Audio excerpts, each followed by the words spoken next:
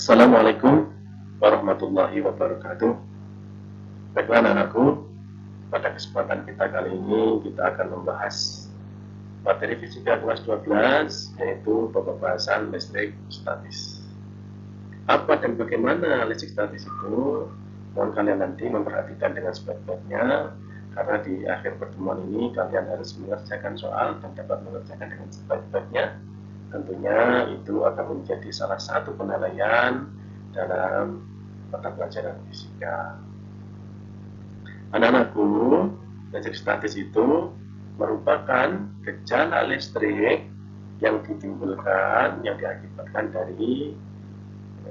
diakibatkan oleh muatan listrik yang dialami. Listrik statis adalah gejala listrik yang ditimbulkan, yang diakibatkan oleh muatan listrik yang Nah, nanti pada bahasan listrik statis ini kita akan membahas sub pembahasan, yaitu yang pertama adalah hukum Coulomb, kemudian kuat medan listrik, hukum Gauss, energi potensial listrik, dan yang terakhir adalah kapasitor. Nah, khusus untuk pertemuan kita kali ini, kita akan membahas tentang hukum Coulomb. Kita akan fokus untuk pertemuan kita kali ini, kita akan membahas tentang hukum Coulomb. Nah, tadi sudah saya sampaikan bahwa listrik statis itu adalah gejala listrik yang diakibatkan oleh muatan listrik yang tinggi. Berarti nanti kita akan banyak membahas tentang muatan listrik. Baiklah, langsung kita bahas ke hukum Coulomb. Anak-anakku, tadi sudah saya sampaikan bahwa hukum Coulomb nanti berkaitan dengan muatan listrik. Kita pahami bersama bahwa muatan listrik itu dibedakan menjadi dua. Ada muatan positif, ada muatan negatif.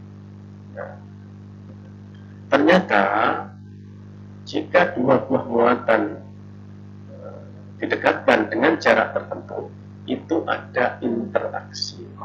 Jadi kalau ada dua buah muatan berdekatan dengan jarak tertentu, itu ada interaksi elektrostatis. Ya. Nah, makanya nanti jika dua buah muatan didekatkan, maka akan ada interaksi atau gaya tarik menarik atau gaya tolak menolak antara kedua muatan tersebut. Gaya tarik atau gaya tolak tersebut biasa dikenal dengan gaya Coulomb. Jadi misalnya kita punya muatan A, muatan B, kemudian kita dekatkan dengan jarak tertentu, maka nanti kedua muatan itu ada interaksi. Ya, bisa gaya tarik, bisa gaya tolak. Gaya tarik atau gaya tolak akibat dua muatan didekatkan itu biasa disebut dengan gaya Coulomb. Nah, pertanyaannya sekarang, kapan terjadi gaya tarik menarik? Kapan terjadi gaya tolak menolak? Gaya tarik menarik terjadi jika muatannya berlainan jenis. Kemudian selanjutnya gaya tolak menolak terjadi jika kedua muatan adalah sejenis atau sama. Nah, gaya tarik atau gaya tolak itu biasa disebut dengan gaya Coulomb atau gaya elektrostatis. Gitu. Kemudian besarnya berapa?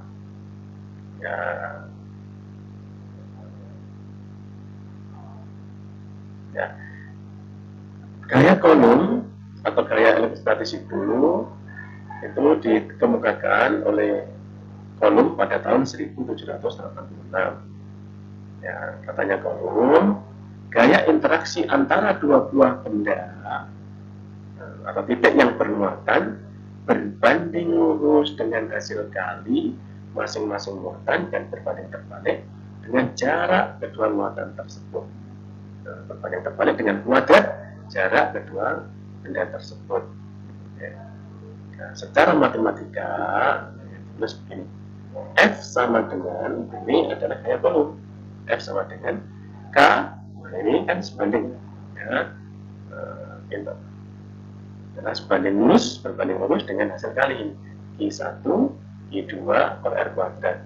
Jadi misalkan muatannya adalah I1 dan I2, muatannya adalah I1 I2, maka gaya kolom itu ini berbanding lurus dengan perkalian antara Q1 dan Q2, kemudian berbanding terbalik dengan kuadrat jaraknya. Jadi X ini ada jaraknya. Nah, inilah perumusan dari hukum kolom. F sama dengan K Q1 Q2 per R kuadrat. Q adalah muatan, R adalah jarak antar muatan. Nah, K ini apa? K adalah konstanta. Nah, ini adalah hukum kolom jika muatannya hanya dua, ini interaksi dua muatan. Nah, sekarang pertanyaannya, kalau muatannya lebih dari 2, 3, 4, dan seterusnya bagaimana? Maka perhatikan slide berikut. Gaya kolom pada sebuah muatan yang dipengaruhi oleh beberapa muatan. Ya, bahasa kita ini adalah yaitu gaya kolom dari sebuah muatan yang dipengaruhi oleh beberapa muatan. Sekarang kita ambil sebuah contoh. Ini adalah contoh saja ya. Ini kita punya 30 muatan, ada muatan 1, muatan 2, muatan 3. Q1, Q2, Q3. Nah, muatan Q2 terletak di antara muatan Q1 dan Q3. Nah, kemudian pertanyaannya situ ya. Bagaimana gaya yang dialami oleh muatan Q2? Interaksinya bagaimana yang dialami oleh muatan Q2? Maka di sini vektor gaya kolom pada Q2 yang disebabkan oleh Q1, jadi nanti Q2 itu Q2 ini akan dipengaruhi oleh Q1 muatan 1 dan dipengaruhi oleh muatan 3. Ya, jadi saya ulangi, muatan 2 ini akan dipengaruhi oleh muatan 1 dan dipengaruhi oleh muatan 3. Maka nanti vektor gaya kolom pada Q2 yang disebabkan, yang dipengaruhi oleh Q1 kita sebut dengan F21. Jadi F21 adalah gaya interaksi muatan 2 yang dipengaruhi oleh muatan 1. Mengapa arahnya ke kanan? Ya, karena ini adalah Q2 positif, Q1 positif, maka akan saling tolak menolak. Namanya kalau tolak menolak berarti menjauhi. Maka arah gayanya menjauhi Q1 karena tolak menolak. Kemudian selanjutnya, dan yang disebabkan oleh Q3, jadi muatan Q2 yang dipengaruhi oleh Q3, itu namanya F23. F23 adalah gaya interaksi muatan Q2 yang dipengaruhi oleh muatan 3. Arahnya ke kanan juga. Kenapa? Iya, karena di sini adalah positif, ini ada negatif. Arah dari berarti tarik menarik. Ya, F23 berarti gaya tarik menarik. Ya, karena tarik menarik berarti arahnya mendekati muatan 3. Seperti itu. Ini saya ulangi. Di sini nanti ada F21, yaitu adalah gaya interaksi, gaya tolak menolak antara muatan Q2 dipengaruhi oleh Q1, arahnya ke kanan karena menjauhi Q1. Kemudian yang kedua adalah F23, yaitu gaya yang ada interaksi, gaya menarik akibat dari muatan 2 dipengaruhi oleh muatan 3. Arahnya menuju Q3 karena tarik menarik. Nah, untuk selanjutnya, maka gaya totalnya berapa? Gaya yang dialami secara keseluruhan oleh muatan 2. Gaya total yang bekerja pada Q2 kita sebut dengan F2. Ya, kita sebut dengan 2, yaitu gaya yang bekerja pada muatan 2. Gitu. Maka F2 merupakan resultan dari kedua vektor gaya tersebut. Ya, merupakan resultannya. Karena ini arahnya searah, gitu, maka F2 menjadi F21 plus F23. Karena apa? Arahnya searah, berarti terjadi penjumlahan F21 sama F23. Ya.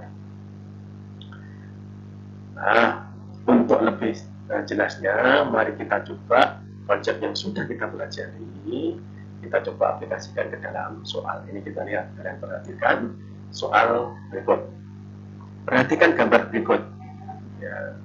Jadi 3 buah muatan, ada QA, ada QB, dan QC, diletakkan pada sebuah segitiga. Nah, di mana ini adalah segitiga sama sisi, di mana panjang sisinya adalah 30 cm. Ya, jadi ada QA, ada QB, ada QC, tiga buah muatan. Maka pertanyaannya, tentukan gaya kolom yang dialami muatan C. Ya, kolom yang dialami muatan C. Gitu. Nah, kita lihat di sini. Ya. Karena di sini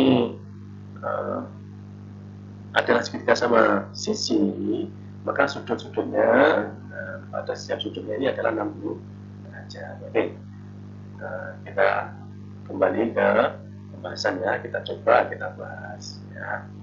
Maka kita gambar dulu, muatan C ya. Nah, karena pengaruh A, muatan C karena pengaruh muatan A, maka dia akan tolak menolak karena sama-sama positifnya. Berarti gayanya kita anggap muatan C karena pengaruh muatan A kita sebut dengan FCA. Arahnya menjauhi. Kemudian muatan C karena pengaruh muatan B juga begitu karena sama-sama positif. Berarti tolak menolak, berarti arahnya menjauhi. Kalau kita gambar seperti ini, FCA, FCB, seperti itu. Ya. Oke, kita bahas satu persatu. Maka besarnya FCA yaitu gaya tolak menolak antara muatan A dan muatan C, itu besarnya adalah FCA, besarnya adalah ini. Ya. K, FCA sama dengan K, QC kali QA per RCA kuadrat. K itu nilainya selalu ini, ya. Jangan lupa 9 kali 10 pangkat 9. Kemudian QC ini 2 kali 10 pangkat min 4 kita masukkan. Kemudian QA adalah 2 kali 10 pangkat 6. Kita masukkan ini 10 pangkat 6 ya. Kemudian R-nya adalah 30 kali 30 cm, kita buat dalam meter. Ketika kali 10 pangkat min 2 berarti 30 kali 10 pangkat min 2 kuadrat. Maka kita operasikan, maka hasilnya adalah 40 Newton. Dan dari FCA di sini besarnya adalah 40 Newton. Nah, kemudian berikutnya karena gaya yang bekerja pada muatan C adalah ada dua tadi ya, ada FCA, ada FCB. Sekarang kita cari yang FCB dengan prosedur yang sama, dengan cara yang sama. Nah, kita masukkan FCB sama dengan K QC kali QB per R CB buat sama, ini K-nya adalah 9 kali 10 pangkat 9, QC adalah 2 kali 10 pangkat 4, QB adalah 2 kali 10 pangkat 6, kemudian R-nya adalah 30 kali 10 pangkat 2 kuadrat, maka hasilnya juga 40 derajat. Kita sudah menemukan nilai CA dan CB. Nah, kemudian berarti berapa gaya totalnya? Gaya totalnya sebagaimana yang sudah kita pahami bersama. Ingat di persamaan kelas 10 untuk vektor, maka resultan gaya yang bekerja pada muatan C atau muatan C, gaya totalnya dipengaruhi oleh CA dan CB, maka secara matematika kita begini. F total sama dengan F kuadrat plus FCA kuadrat ditambah FCB kuadrat plus 2 FCA FCB cos theta. Ingat pelajaran kelas 10 ya, ini berarti resultan vektornya. Maka kita masukkan CA-nya itu adalah 40, nah kita kuadratkan, CB-nya juga 40. Ya. Sudutnya adalah 60 karena segitiga sama sisi, ya. Maka kita operasikan bersama, maka ketemu nilainya adalah 33.600 kali 3, maka misalnya adalah 40 angka 3 Newton. Berarti nanti muatan C akan mengalami gaya yang besarnya merupakan hasil dari interaksi antara muatan A dan muatan B. Gaya totalnya adalah ini 40 angka 3 Newton. Karena kalian harus paham semua seperti itu. Untuk lebih menguji kepahaman kalian semua, maka mohon kalian sekarang mencoba mengerjakan yang soal yang sudah Pak Guru berikan, Pak Guru siapkan ini. Ada soal latihan, ada 2 soal. Mohon kalian catat, kalian kerjakan. Ya. Jangan lupa pertemuan yang akan datang kalian kumpulkan. Bagaimana sudah saya sampaikan, ini merupakan salah satu dari penilaian mata pelajaran fisika. Ya. Oke, itu yang bisa saya sampaikan pada pertemuan kali ini. Selamat bertemu minggu depan. Saya kira wassalamualaikum warahmatullahi wabarakatuh.